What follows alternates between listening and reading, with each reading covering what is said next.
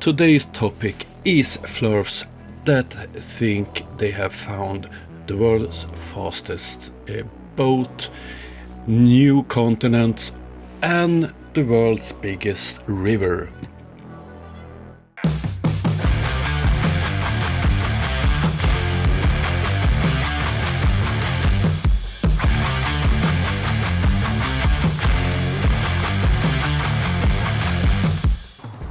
First of all, I want to thank all my patrons, members, donors, and subscribers. All of you are important for me. Thank you very much. Today I have a look at a part of a live broadcast from Globebusters, and the stars of this part of the show was Jeranism and Visit Gets It. To Antarctica. Okay, so there's another square. So now we're going to go down here to Antarctica, and we're just going to try and draw a square around the South Pole and watch what happens. So we're going to take this, kind of about the same size square as we did before. And when you do that, that happens. What? So, yeah, and it's... What is that? So it won't let you draw a square and get the perimeter of Antarctica. It turns it into a big disc-like thing. Let's do it again. So if you do it, let's go bigger and say we draw the entire Antarctica inside this box. Okay, Jared, then we know that is a problem in Google Earth. Who is surprised? What software is perfect? And let's see what happens here. Okay, so that's just weird. That's just really weird. And then it gives you like a perimeter of it, and it gives you an area. And, you know, I still think, like, people always ask, what's the one thing that would prove it to you? Well, if somebody takes a boat and is able to go around the South Pole at the speed that the boat tops out at. So, for instance, a certain kind of yacht might be go 20 knots, right? So if we take that boat and say, okay, well, you guys say that this is the perimeter. Let me see if I can you drag this? I disagree with you, I think. Go ahead, though. Well, yeah, tell me if you think. Because I'm saying if we drag this line around, and I think that the distance around the south is like, I thought it's 11,000. Let's say it's 12,000, okay? It's about 9,600 miles, depending on the ice. So that means that a boat should be able to get around 12,000 miles in the speed that it would take it at max speed. So, for instance, if a boat goes, I don't know what 20 knots is, probably like 24 miles per hour. So if you did 24 miles per hour times 24 hours a day, that boat can do 576 in a day. And then you figure out, after we said 12,000. So 12,000 divided by 576, 12,000 divided by 576 gives us 21 days, right? So to me, like, that would be pretty good evidence if you can actually get a boat that does that speed to go around Antarctica in 21 days. The problem with it is that all their boats go look at the world record for the boat that took 100 days to go around. They say it went 4 knots. But if you go look up that boat, the boat does 30 knots. Earlier this year, the Australian Lisa Blair broke the solo sailor world record. She did it in 92 days, 18 hours, 21 minutes and 20 seconds. The name of the race is Antarctica Cup, and the distance is 14,000 nautical miles, which means that she had the average speed of 6.3 knots. Why do they sail 14,000 nautical miles instead of 9,000 roughly?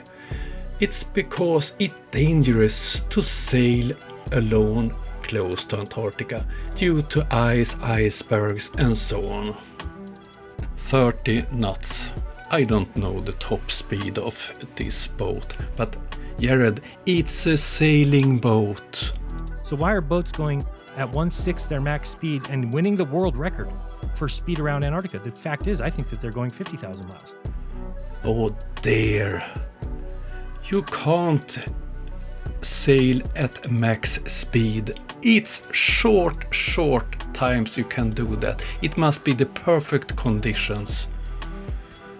Oh, how stupid can a human being be?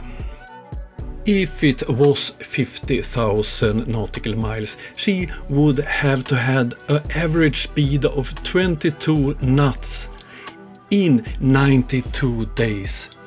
Oh dear! They just don't That's know like NASCAR topping out at 70, even though the cars do 200. Right. And here's the thing: they're only going to go 70. The current down there, they say, is 2 to 3 miles per hour. So the current alone would take the boat at 2 knots. And now we're comparing a NASCAR with a sailing boat. Great. And about the currents. Are you stupid? What direction do they go? I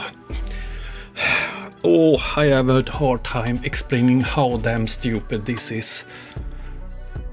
Let alone, so the boat only goes 4 knots to break the record? So tell me where we're messed up there. Awesome. All right, so I don't disagree with your assessment. And seemingly, right, like applying pattern recognition, it seems like it could be an ice ring and stuff like that. And if it was what they said it was, they would have already done a bunch of the things you're talking about, and the numbers would add up. Mm-hmm. I agree with you on that, but I don't think it would prove the Earth's a ball if they were able to allegedly go a certain speed around the continent in the south, because I think there could just be lots of continents. And I think that there could be a continent where you go south from, if you're in the south and you go further south from different places on the Earth, like you might just run into different continents. And now Witsit invents new continents, so it's not only Antarctica that's hidden from us, it's a bunch of others. Oh dear. I don't know. Good point. Yeah, we don't know. Like they tracked boats going through the ice. Literally, you can track boats online, right? And they go through the ice and they leave in single file lines. So. And that one I have debunked several years ago. The one was a tugboat in Texas, and it had a wrongly set up transmitter.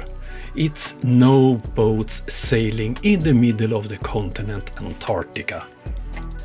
It's not. It's at least got gaps if it's an ice wall, seemingly. So, yeah, I don't know. I don't think that technically that would prove it. If there's a continent out there, it wouldn't prove it. But I do agree. I would love to see them do it. I don't think they can do that. I don't think they can do what you said for the reasons that you said they can't. But the only part I disagree on is that it would prove the Earth's a ball. Like I wouldn't say that.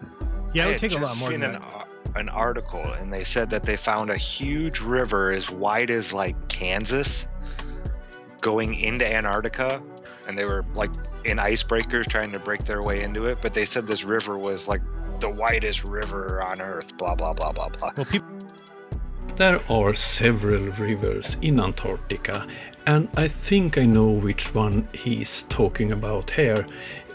2 weeks ago the news was published that they were using ice penetrating radar mounted on an aircraft, and they did find a new river that is longer than the Thames. It's draining a area with the size of France and Germany combined. The river is 460 kilometers long. I'll try to find it. People would get upset at me for saying this, but I really do think that maybe climate change, or at least global warming, is real. It's just on a very short cyclical pattern. And let's say it goes with the sun phases. So let's say every 11 years that the Earth gets really warm, and what happens is fissures open up in Antarctica, and if boats see them and go through them, they could end up on the other side, a la Iron Republic or anything like that. So what they have to do is they have to convince people that the Earth's getting hot, and then they feel okay with going up there and blocking the sun, and everything they might be doing is to simply keep Antarctica frozen so that nobody can move past it. Because if it starts to crack and there's cracks in it, well, then people could get through there. And if people go down there and see a boat blocking those entrances, that kind of stuff is the stuff that could get back to people. And that's the reason why we have armed penguins down there. Okay, there's a boat out there blocking. Yeah. They've got the military out there blocking this fissure, or like you said, a river going through Antarctica. Yeah, because there are a lot of claims about what they call like summer passages. And that when it warms up, there are little passages that open up. So it might be as simple as that. But I just know that you can track the boats, and you'll see the boats way inland on the ice. So it's obviously not ice there. There are boats going in there and then leaving in a single file line. So I don't know. I think that like I know some flat earthers that swear up and down that the whole ice wall thing is a honeypot. And for us, I don't necessarily agree with that, but I don't stake my flag there anymore. Like as it pertains to the title of the video, that's one of the things I would say is, yeah, I think it's an ice wall. It looks like it is. A lot of evidence to say that it could be. Their data doesn't line up, etc. I would never say that I know for a fact it is at this point. I think there could just be continents all over the place in the south. And they make it so it's kind of scary for people to go there. I mean, I think that's why the whole helium ship went down, the whole Hindenburg, is because they knew that if people just got into helium ships and said, let's just go south, let's just go, what's the big deal? If we don't find anywhere to land, we turn around and go back. So they made this whole jet fuel hoax, or the whole idea of fossil fuels, so that nobody can feel safe trying to go past Antarctica to see what's on the other side, because you need to have enough fuel and you need to have a place to land your plane. Everything is a conspiracy in those fools' eyes. Hindenburg had motors. Hindenburg needed fuel. But real quick, just on this, so there's no reason that the South Pole should be any different on this map than if I go over here and do a square.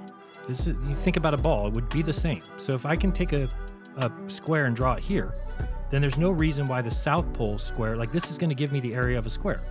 Okay, now it tells me the perimeter, the area of the square. Great. So what's different about doing that where Antarctica is? Why would it be any different? It's the same thing. It's the same ball. You should be able to tell me what is the area and the perimeter of this square.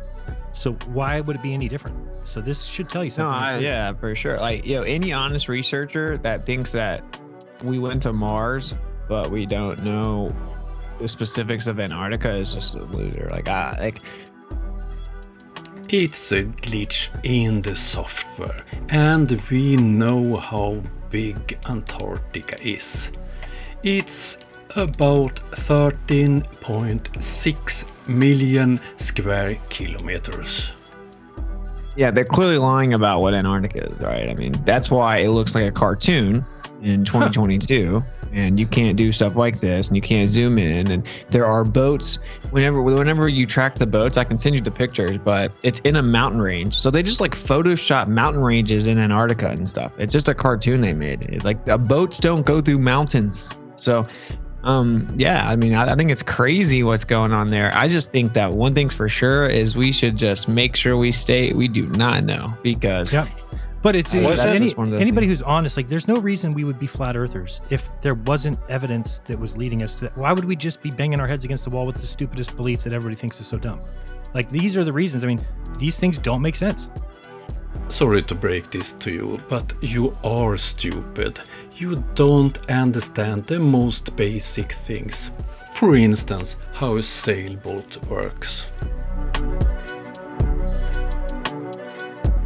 Flat earthers love to say, make your own research.